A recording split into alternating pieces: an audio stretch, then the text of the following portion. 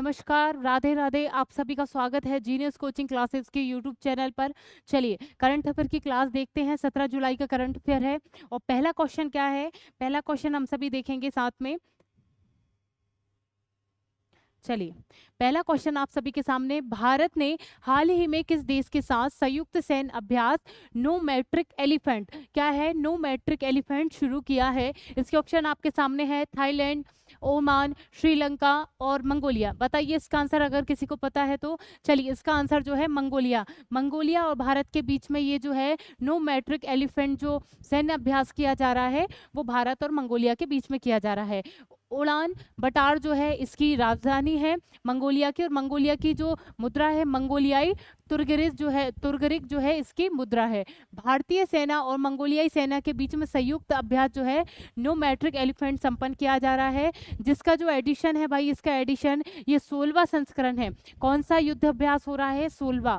चलिए, और इसकी शुरुआत जो है 3 जुलाई उमरोई मेघालय से की गई। कहाँ पर भाई, मेघालय में ये संपन्न किया गया और 3 जुलाई को ये स्टार्ट हुआ। और भाई 16 जुलाई, कब भाई, 16 जुलाई को जो है ये संपन्न हुआ, यानी कल ये संपन्न हो गया है।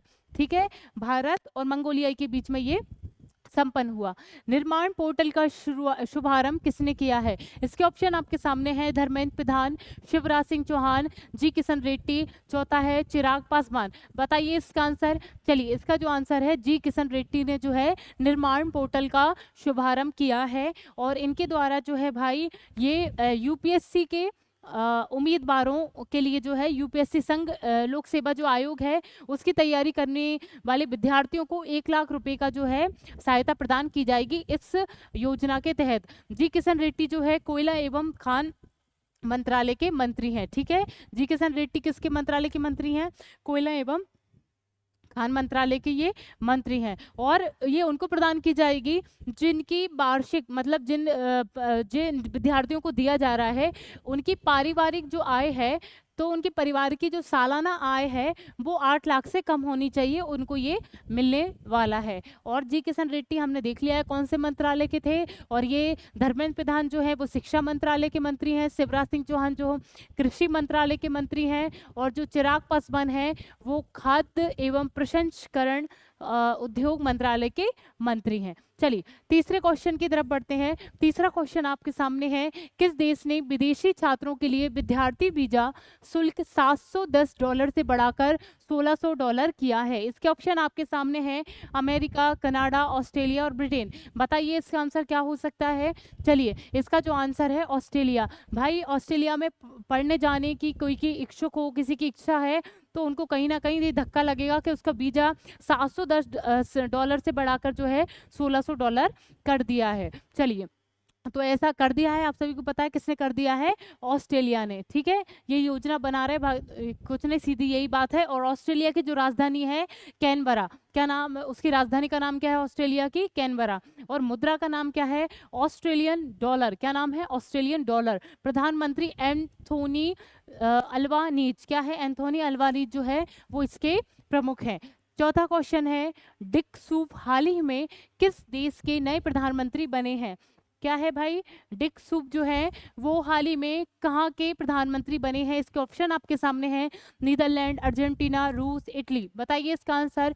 चलिए नीदरलैंड के जो है डिक सूप जो है वो नए प्रधानमंत्री बन गए हैं। और ये जो नए प्रधानमंत्री बने हैं उन्होंने किसकी जगह ली है, उन्होंने जगह ली है मार्क रूट की। किसकी जगह ली है, पहले इसके पूर्व प्रधानमंत्री हम जिसको कह सकते हैं मार्क रूट, उनकी जगह डिक सूप जो है उन्होंने ली है। ये नीदरलैंड के नए प्रधानमंत्री के रूप में नियुक्त हुए हैं। अब जो पूर्व प्रधानमंत्री थे मार्क रूट, इन्होंने जो है भाई ये जो है नाटो के अगले महासचिव बनाए गए हैं। ये मोस्ट इंपॉर्टेंट क्वेश्चन, जो नीदरलैंड के भाई पूर्व प्रधानमंत्री रह चुके हैं मार्क रूट, जो हाल ही में अभी हटे हैं, उनको नाटो एक सैन्य संगठन है उसके महासचिव के तौर पे किसको नियुक्त किया गया है, मार्क रूट को। चलिए नीदरलैंड की जो राजधानी है भाई वो एम्स्टर्डम है और यूरो इसकी मुद्रा है। किसकी मुद्रा है, नीदरलैंड की। चलिए पांचवा क्वेश्चन, ये क्या है भाई, पांचवा क्वेश्चन जो है भाई क्या है, हाल ही में संयुक्त राष्ट्र की किस एजेंसी ने वार्षिक विश्व ड्रग जो रिपोर्ट है वो जारी की है। इसके ऑप्शन आपके सामने हैं, पहला है यूएनईपी, फिर दूसरा है यूनिसेफ, फिर तीसरा ऑप्शन है आपके सामने यूएनओडीसी, फिर चौथा ऑप्शन आपके सामने है यूनेस्को। बताइए इसका आंसर क्या हो सकता है? किसी को पता है तो बिल्कुल बताएं इसका आंसर। चलिए, ये किस बताइए इसका आंसर क्या हो सकता है? और इसका जो आंसर है भाई यूएनओडीसी। क्या आंसर है? यूएनओडीसी। इसका फुल फॉर्म क्या है? United nation office of drugs consuming. क्या है? कंज्यूमिंग की जरा आप कभी गूगल पे सर्च करेंगे तो कंज्यूमिंग की जरा बहुत चीजें अलग अलग आ जाती हैं, सी का, पर हम ये बोल सकते हैं, कोई गलत नहीं। United nation office of drugs consuming इसका फुल फॉर्म है। और ये जो है एजेंसी इस रिपोर्ट को जारी करने वाली एक एजेंसी है, यूनाइटेड नेशन के तहत चलने वाली एक संगठन है। चलिए आगे बढ़ते हैं। अपराध और नशीली दवाओं का दुरुपयोग करने वाले जो निपटारे वाले संयुक्त राष्ट्र जो एजेंसी है, उसकी जो एजेंसी हमने कौन सी पढ़ ली है? यूएनओडीसी। वो ड्रग्स जो रिपोर्ट है वो जारी करती है, यूनाइटेड नेशन के तहत चलने वाली ये संगठन है। रिपोर्ट में कहा गया कि नशीली दवाओं का उपयोग करने वाले लोगों की संख्या जो है 2022 में, नशीली दवाएं जो ड्रग्स के रूप में प्रयोग की जाती हैं, नशीली दवाओं में ड्रग्स मिलाया जाता है, नशीली दवाओं का प्रयोग किया जा रहा है, वो रिपोर्ट में दिखाया जा रहा है कि 2022 में ये बढ़कर जो है भाई 292 मिलियन हो गई है। 2022 में 292 मिलियन ये हो गई है बढ़कर, जो पिछले 10 वर्षों में 20% की वृद्धि हुई है। पिछले 10 वर्षों में जो है ये ड्रग्स नशीली दवाओं का जो है वो 20% की वृद्धि दर्शाई गई है। अब भाई पांचवा क्वेश्चन आप सभी के सामने है। हाल ही में भूपेंद्र सिंह रावत का निधन हो गया है, ये कौन है? इसके ऑप्शन आपके सामने है, क्रिकेटर, गायक, फुटबॉल खिलाड़ी, अर्थशास्त्री। बताइए इसका आंसर क्या हो सकता है? चलिए इसका जो आंसर है वही फुटबॉल खिलाड़ी। क्या नाम क्या है भाई? भूपेंद्र सिंह रावत। ठीक है, भूपेंद्र सिंह रावत जो है वो एक फुटबॉल खिलाड़ी हैं और इनका निधन हो चुका है। ठीक है, ये 85 वर्ष के थे और इनका निधन हो चुका है। इनको भाई अपनी तेज रफ्तार के कारण जो है स्कूटर के नाम से जाना जाता है। ये मशहूर किस नाम से हैं? स्कूटर के नाम से। अखिल भारतीय फुटबॉल महासंघ ने इनके निधन की पुष्टि और इनके परिवार के प्रति संवेदना व्यक्त की है। चलिए आगे बढ़ते हैं। सातवां क्वेश्चन आप सभी के सामने है। हाल ही में पुरुषों के T20 इंटरनेशनल ऑलराउंडर रैंकिंग में टॉप पर कौन रहे हैं? इसके ऑप्शन आपके सामने हैं, रोहित शर्मा, विराट कोहली, रविंद्र जडेजा, हार्दिक पांड्या। बताइए इसका आंसर क्या पूछा है? T20 इंटरनेशनल जो ऑलराउंडर रैंकिंग है उसमें पहली बार इतिहास में ऐसा हुआ है कि भारतीय क्रिकेटर का नाम आया है, और वो भारतीय क्रिकेटर कौन है? हार्दिक पांड्या। क्या नाम है भाई? हार्दिक पांड्या। अभी ये बहुत चर्चाओं में रहे थे। भारत की T20 इंटरनेशनल विश्व कप जीत के बाद हार्दिक पांड्या पुरुष ऑलराउंडर की T20 इंटरनेशनल रैंकिंग में शीर्ष पर आ चुके हैं या पहुंच चुके हैं। ऐसा पहली बार हुआ है जब किसी भारतीय ऑलराउंडर ने ऐसी उपलब्धि हासिल की है। टूर्नामेंट में जो है जो पांड्या ने है वो 144 रन बनाए थे और 11 विकेट लिए थे। ठीक है, जिसमें दक्षिण अफ्रीका के खिलाफ फाइनल में 3-20 से जो है महत्वपूर्ण प्रदर्शन की शामिल हुआ था। ठीक है, दक्षिण अफ्रीका के खिलाफ वो खेले थे। T20 विश्व कप की विजेता जो रही थी भाई वो रही थी भारत, और विजेता रही थी भारत, उप विजेता रही थी दक्षिण अफ्रीका। आगे बढ़ते हैं। आठवां क्वेश्चन आप सभी के सामने है। हाल ही में पहला के सरस्वती अम्मा पुरस्कार किसे मिला है? पहला के सरस्वती अम्मा पुरस्कार किसे मिला है, ये आपसे पूछा गया है। ऑप्शन है पी गीता, एम कृष्णा, प्रभा वर्मा, आलोक शुक्ला। बताइए इसका आंसर क्या हो सकता है?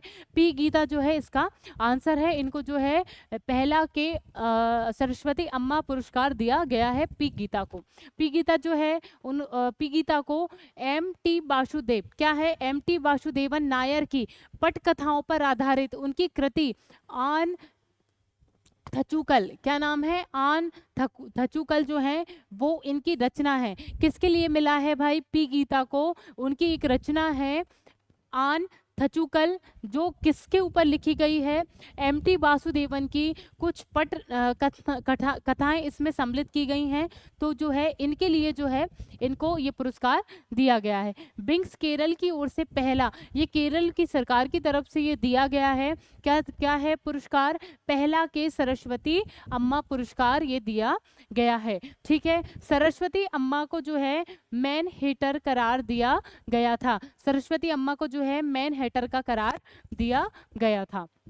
ये केरल की तरफ से ये दिया गया था, केरल राज्य की तरफ से दिया गया था। एसबीआई के पहले चेयरमैन के रूप में किसने नियुक्ति की जाएगी? किसकी नियुक्ति की जाएगी? इसके ऑप्शन आपके सामने हैं।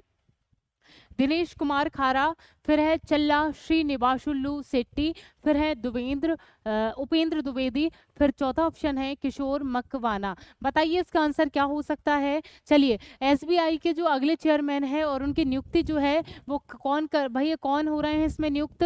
जो चेयरमैन के रूप में इनका नाम है चल्ला श्रीनिवासुलु शेट्टी जो है इनके चेयरमैन नियुक्त हो रहे हैं एसबीआई के। और एसबीआई की जो स्थापना 1 जुलाई 1955 में, मुख्यालय इसका मुंबई है, और जो अध्यक्ष हैं दिनेश कुमार खारा, अध्यक्ष जो हैं दिनेश कुमार खारा हैं, और जो भाई चेयरमैन नियुक्त हुए हैं पहले चल्ला श्रीनिवासुलु शेट्टी, इनके चेयरमैन नियुक्त हुए हैं एसबीआई के। 10वां क्वेश्चन, लास्ट क्वेश्चन है आप सभी के सामने। ऊर्जा संक्रमण सूचकांक 2024 में भारत का स्थान क्या है? इसके ऑप्शन आपके सामने हैं 176, 129, 159 और भाई 63। बताइए इसका आंसर क्या हो सकता है? और इसका जो आंसर है भाई 63, क्या है? 63 इसका आंसर है। ऊर्जा संक्रमण सूचकांक 2024 में भारत का स्थान क्या है? 63वां स्थान इसका है। भारत में 63वां स्थान इसका दिया गया है। पहला स्थान किसको मिला है? स्वीडन, और भाई दूसरा डेनमार्क, और तीसरा फिनलैंड। स्वीडन फर्स्ट पे है, फिर डेनमार्क जो है, फिर फिनलैंड है। ठीक है, टॉप 3 जो रैंकिंग मिली है वो किस किस को मिली है भाई? स्वीडन फर्स्ट पे है, डेनमार्क है, और फिनलैंड तीसरे नंबर पर है। और एक्सचेंजर के साथ जो है विश्व आर्थिक मंच के सहयोग के लिए तैयार किया गया था। ठीक है, चलिए ये 10वां क्वेश्चन था और ये लास्ट क्वेश्चन है। और आगे जो है भाई T20 वर्ल्ड कप के बारे में जो अभी हुआ था उसके बारे में थोड़ी सी नॉलेज है, आप सभी देख लीजिएगा। आयोजन तिथि कब हुई थी? सभी को पता है 1 जून से लेके 29 जून तक ये संपन्न किया गया था। आयोजन स्थल कहाँ पर था भाई? ये जो वेस्ट इंडीज और अमेरिका ने इसकी मेजबानी की थी, और इसका संस्करण जो था, नवा संस्करण इसका हुआ था। और प्रशासक कौन था भाई? ये करता कौन है? अंतर्राष्ट्रीय क्रिकेट काउंसिल, आईसीसी। ठीक है, अंतर्राष्ट्रीय क्रिकेट काउंसिल। उप विजेता कौन रही है भाई? ये भारत, और भारत के जो कप्तान है वो रोहित शर्मा है, आप सभी को पता है। उप विजेता कौन थी? दक्षिण अफ्रीका, और इसके कप्तान जो है एडम मार्करम। क्या है? मार्करम जो है इसके दक्षिण अफ्रीका के कप्तान है। मैन ऑफ द सीरीज किसको मिला है? जो हमारे भाई जसप्रीत बुमराह। किसको? बुमराह को जो है मैन ऑफ द सीरीज, या हम इसको बोल सकते हैं प्लेयर ऑफ द टूर्नामेंट, किसको मिला है? बुमराह को, Jasmeet Bumrah. Man of the match Virat Kohli को मिला है। सर्वाधिक रन जिसने बनाए हैं वो अफगानिस्तान के एक खिलाड़ी हैं, रहमान उल्लाह गुरबाज। क्या है? रहमान उल्लाह सर्वाधिक रन बनाने वाले जो है इस टूर्नामेंट में, सर्वाधिक रन बनाने वाले रहमान उल्लाह जो अफगानिस्तान के खिलाड़ी हैं। सर्वाधिक जो विकेट लिए हैं वो किसने लिए हैं? अर्शदीप सिंह, भारत के जो हैं भाई, इन्होंने सबसे ज़्यादा विकेट लिए हैं। और एक और हैं, उनका नाम क्या है, जो अफगानिस्तान के हैं? फजल हक फारूकी। फजल हक फारूक ने भी भाई 17 विकेट इन्होंने लिए हैं। सर्वाधिक विकेट 2 व्यक्तियों ने लिए हैं, अर्शदीप जो भारत के हैं और अफगानिस्तान के हैं फजल हक, इन दोनों ने जो है सर्वाधिक विकेट लिए हैं। चलिए आज के जो है 10 क्वेश्चन यही समाप्त होते हैं। मैं आपसे विदा लेती हूँ। राधे राधे।